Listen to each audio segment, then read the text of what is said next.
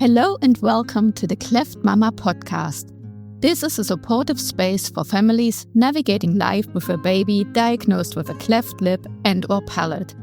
Here we share real experiences, practical guidance, and conversations with parents and professionals to help you feel informed, supported, and less alone. I'm your host, Anja Paune, and I'm excited to get started.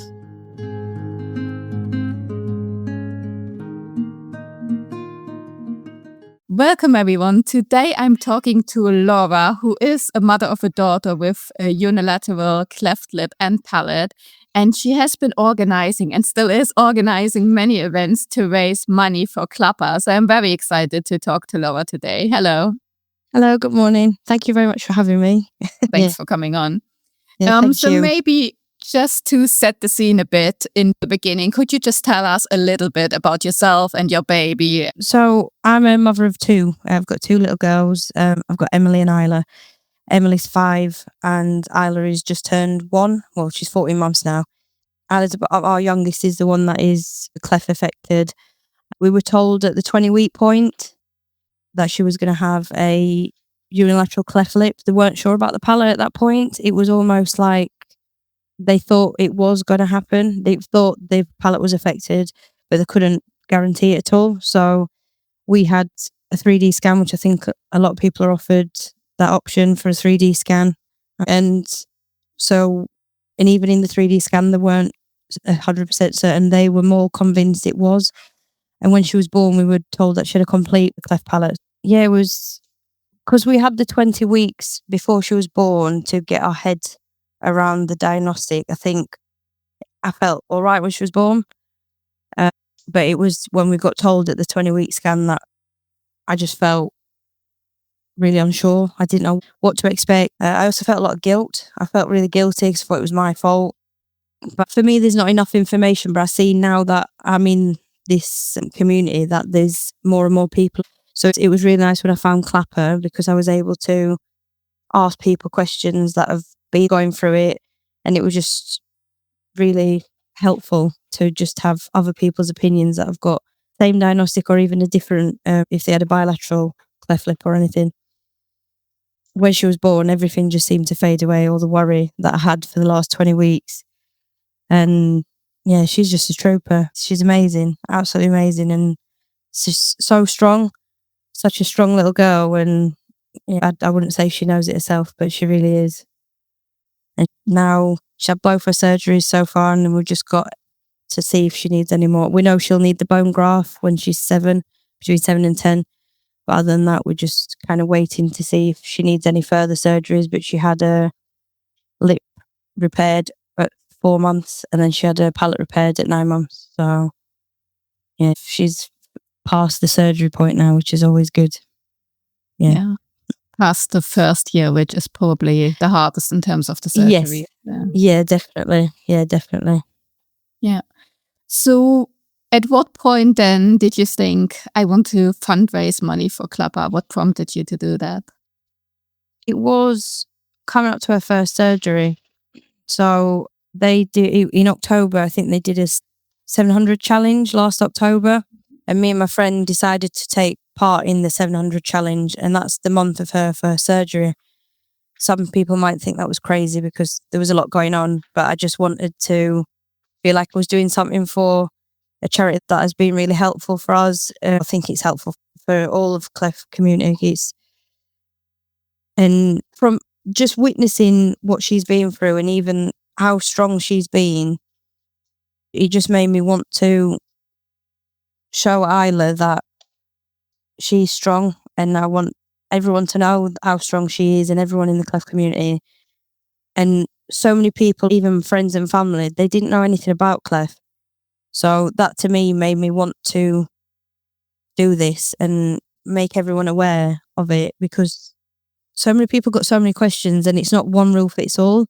So the more people talk about it, and it's lovely at the events because I always have the posters up and the flyers, and people reading it shows that they're actually taking it on board. It's not just an event and they're just raising money. They literally are reading the information that's there, so they've got a better understanding of it. And that's all that it means to me. I just want people to know what they have to go through and that they're amazing human beings. That's it, really, I think. Yeah. So your events really are serving two purposes. It's not just the money that you're raising, Yes, even more so the awareness of just making people aware of that condition. Yeah, 100%.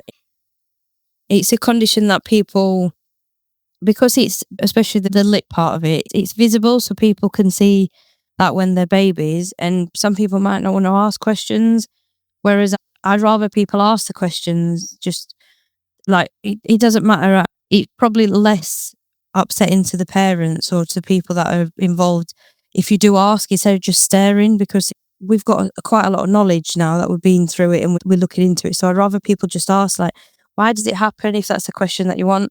Not that I know that answer, but it's, at least I've got the understanding of what I've seen and just what they have to do, what surgeries they go through and things. And it's just nice for people to want to know things instead of just being afraid to ask because they don't want to upset anyone, or worse. I'd hate to think anyone would be nasty about it, but sometimes that is what the world is. Some people are, but the more and more people are aware of it and know that it does affect 1 in 700 people, then it'll not be a taboo subject for people. It's just an acceptance that they should have anyway, in my opinion, but that's the aim, hopefully. Yeah, and you mentioned you did it already before the first surgery, and so that was at 4 months, so it could be seen as crazy, but I'm talking to a lot of moms, and some also are motivated by just feeling they want to do something because you couldn't control that bit. I know that you felt guilty, even though there's nothing you could have done, but you feel like at least there's something else I can do now. Yeah, exactly. And it kind of took my mind off when she was doing the surgery, because it was Challenge 700, so I was doing something sporty related. So it meant I could do it whilst waiting for her in the surgery, and it took my mind off the surgery, because they're long surgeries, and seeing how they are, they're like, Isla was so resilient through it, and nothing fazed her, which is brilliant, because you then feel like, well, it almost feels like it affects the parents and people around them more than it does the person that's getting the surgeries.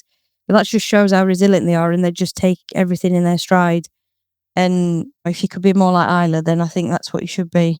But the more I can shout about it and cheer that community on, then I will, because I want Isla to know, and her sister as well, because she's a big supporter of her as well. She loves her to pieces. So as long as my girls know that they're so strong and we always fight for the right thing, then that's all that matters for me. Perfect. So tell us about your events then. What type of events are you doing, and where are they? Who can get involved?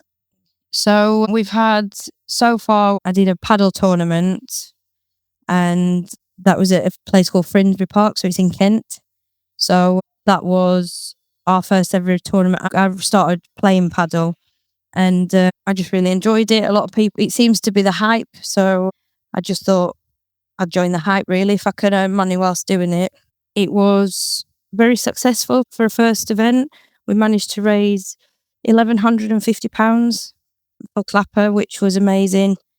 I've had so much support from the people around us. Like, our family and friends have been like the pinnacle of these events.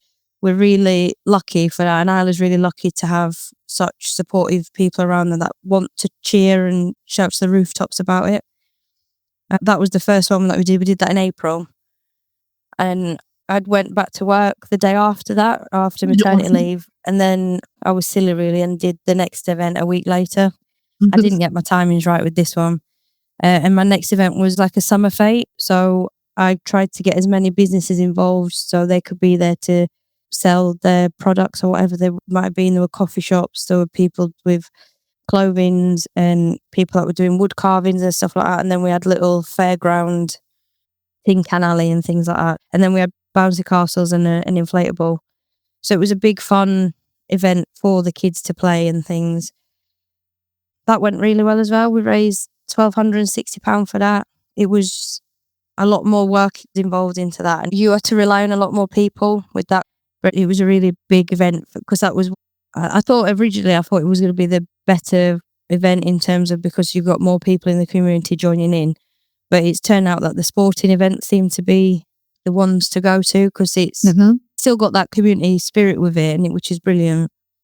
And that was in May. So I took a little bit of a break in terms of for the next one, which we did, which was 2 weeks ago today, actually, the 17th of July.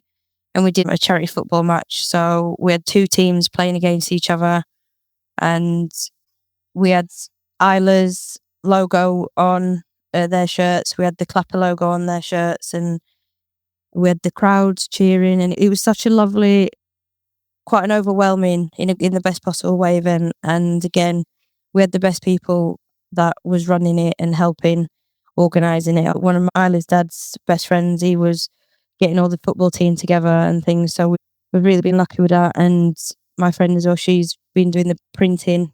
Every single person that's been involved has made it so much better than it ever could have been with it just being me on my own. So I do feel really grateful for everyone that's listening and helping me shout to the rooftops about it.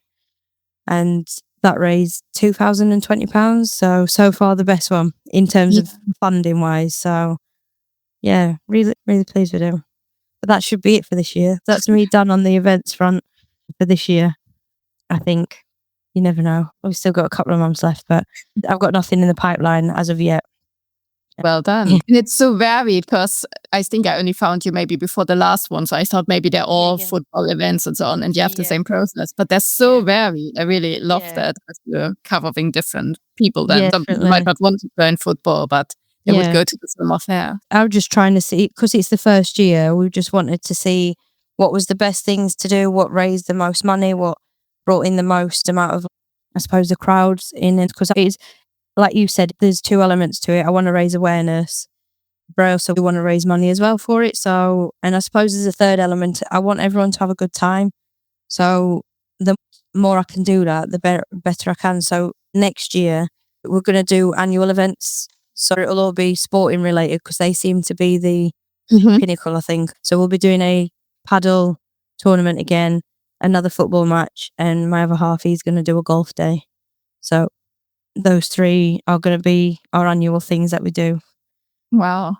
And you've already got it planned out for years to come. If I get something solidified in this and it takes off, then I think it'd just be amazing. And because people are already will speak after each event, they've been like, "Are you doing another one?" And I'm like, "I'd love to." So the more people I get involved, and hopefully it can be even bigger than it has been this year. So, and also due to the football, we've now got a football team called Welling United Veterans. My other half's best friend, Bradley, he plays in the team, and they're doing a charity team that's going to raise money for CLAPA as well.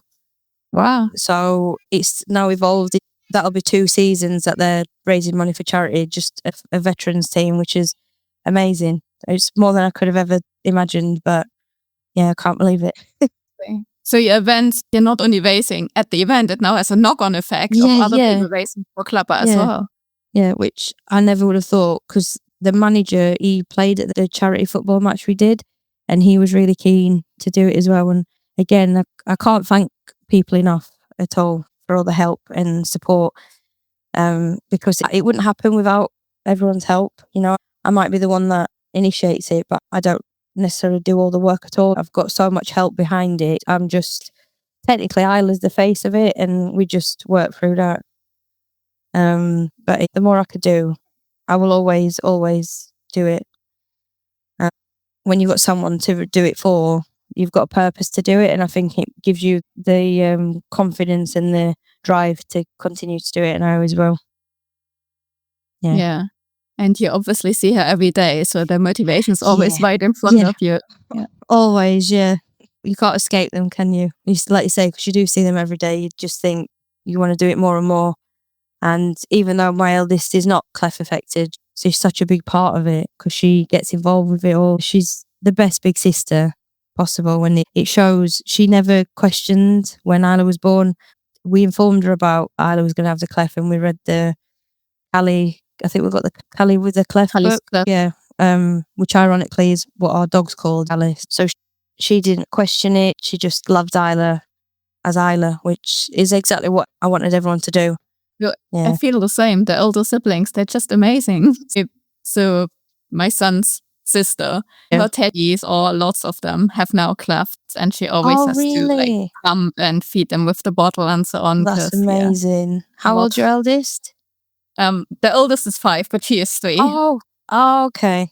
Yeah. With your events, do you have an overall goal, an overall target, or do you want to go as long as you are able to?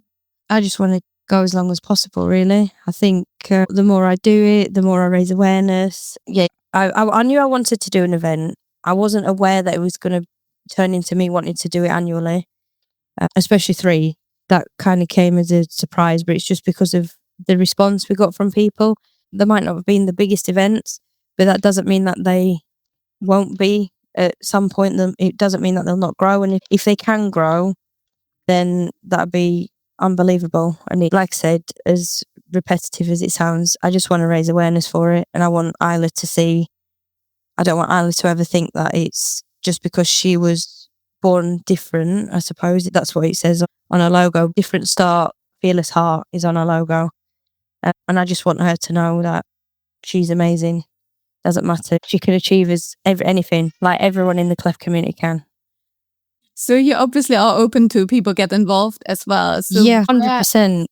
Should people be at least local to you to really get involved? Or it depends, really. So Lily's Smile, the book, is it Charlotte Hall? Yeah, so I spoke to Charlotte and I bought some of her books so I could put them at the event so that they could then be shared. So, and I know Charlotte's not close to Kent either, so it's anyone really, if they wanted to get involved, they're more than welcome to. If they wanted to play football, play padel, or play golf, they're more than welcome to take part in that way.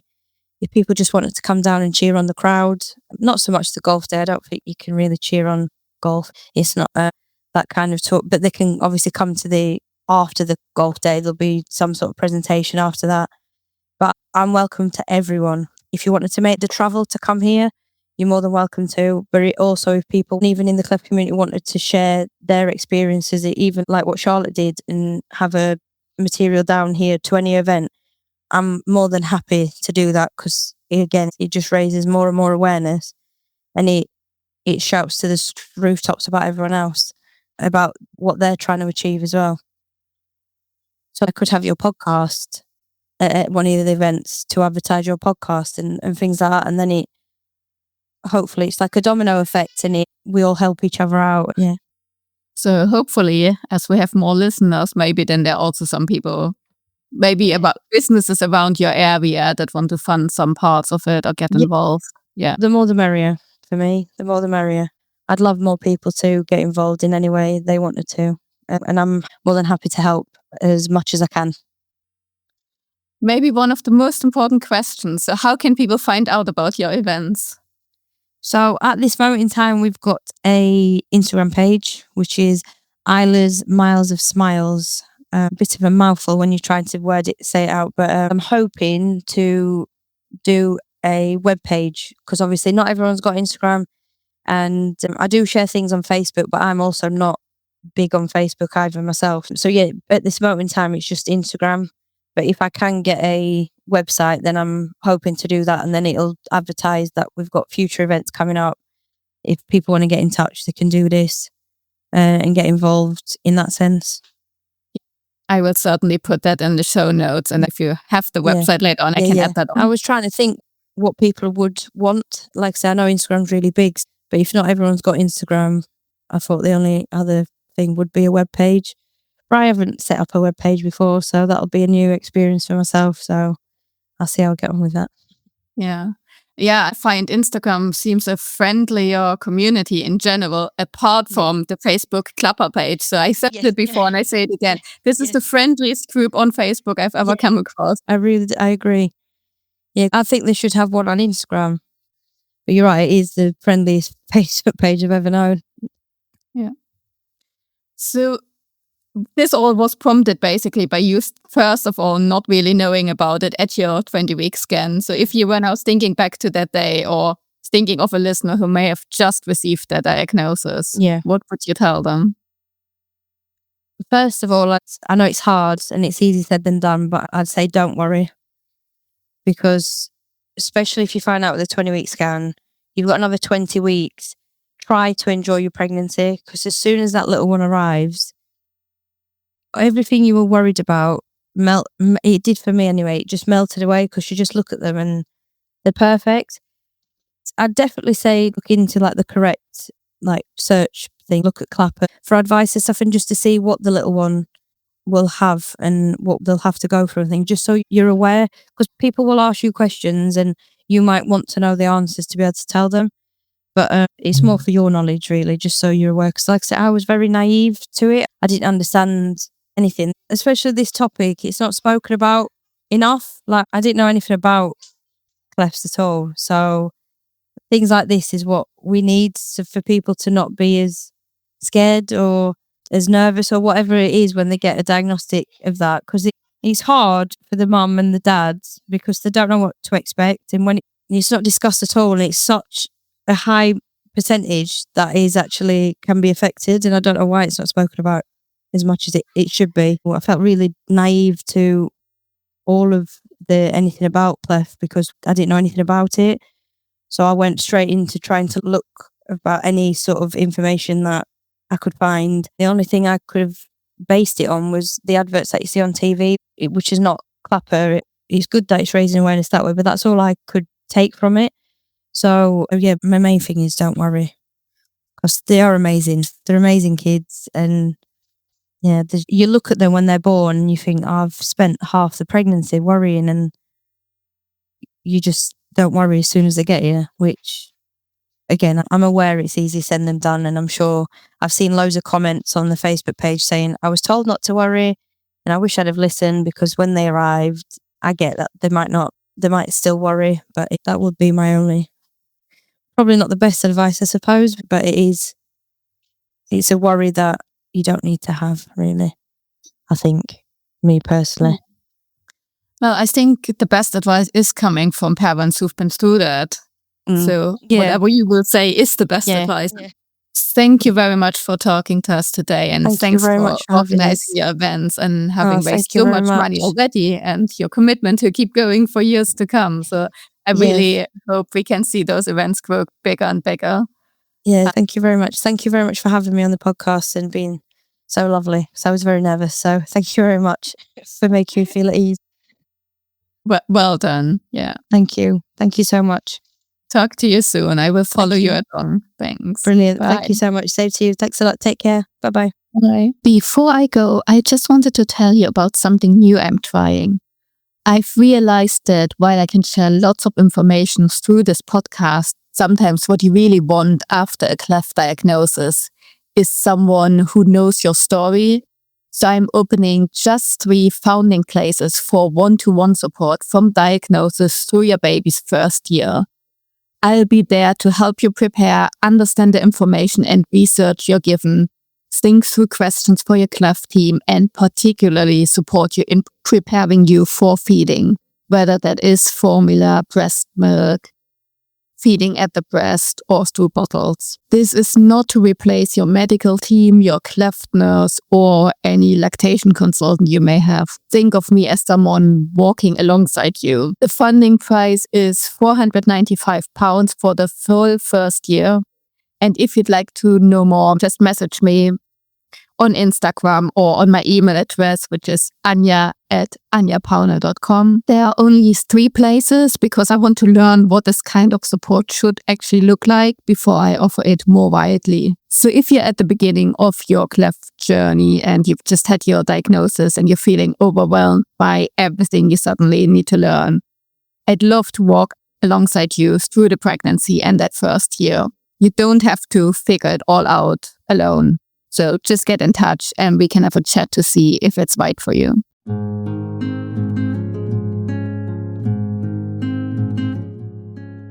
Thank you for listening to the Cleft Mama Podcast. I hope you get a ton of value out of our time together. You're not alone in this journey. And remember, you're doing an amazing job. If this episode helped you, please follow and share it with another parent who might benefit from it. See you next time.